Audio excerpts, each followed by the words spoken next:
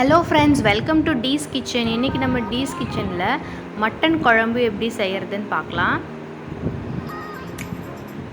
அதுக்கு நான் இன்றைக்கி 3/4 கிலோ மட்டன் எடுத்திருக்கேன். இதை முதல்ல நம்ம ப்ரெஷர் குக்கரில் வேக வச்சு எடுத்துக்கலாம்.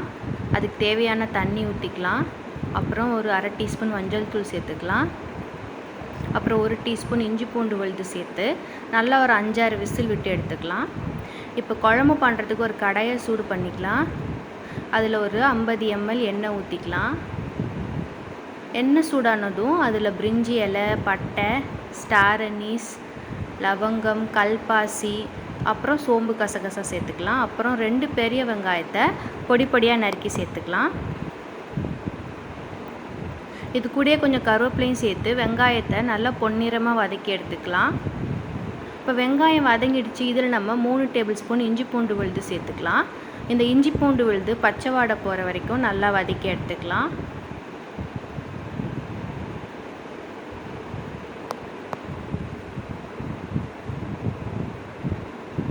இப்போது நான் 2 தக்காளியை நல்லா அரைச்சி எடுத்திருக்கேன். அதையும் இதில் சேர்த்துக்கலாம்.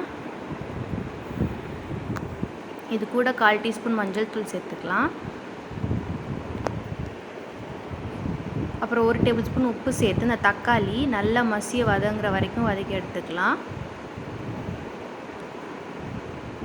இப்போ நம்ம வேக வச்ச மட்டனில் தண்ணியை மட்டும் எடுத்துட்டு மட்டன் பீசஸை மட்டும் இந்த கிரேவி கூட சேர்த்து நல்லா மட்டனில் அந்த மசாலா கோட்டார வரைக்கும் கொஞ்சம் நேரம் குக் பண்ணி எடுத்துக்கலாம். ஒரு 5 to 10 மினிட்ஸ் குக் பண்ணி எடுத்துக்கலாம். இப்போ இதுக்கு தேவையான மசாலா சேர்த்துலாம். நான் 2 டேபிள் ஸ்பூன் மிளகாத்தூள் சேர்த்துக்கிறேன். அப்புறம் 1/4 கப் குழம்பு மசாலா சேர்த்துக்கிறேன். இது எல்லாத்தையும் சேர்த்து சிம்மில் கொஞ்சம் நேரம் வதக்கி விடலாம். அப்புறம் நம்ம இப்போ மட்டன் வேக வச்சுருக்க சூப்பையும் இது கூட சேர்த்துடலாம்.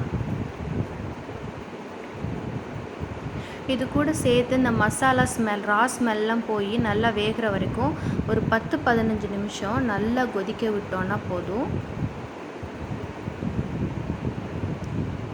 நடுவில் உப்பு பார்த்து உப்பு சேர்த்துக்குவாங்க. பாருங்கள், நல்லா குழம்பு கொதித்து எண்ணெயெல்லாம் பிரிஞ்சு வந்துச்சு. நம்மளோட சுவையான மட்டன் குழம்பு ரெடி ஆகிடுச்சு.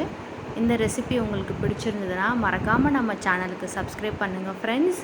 நன்றி.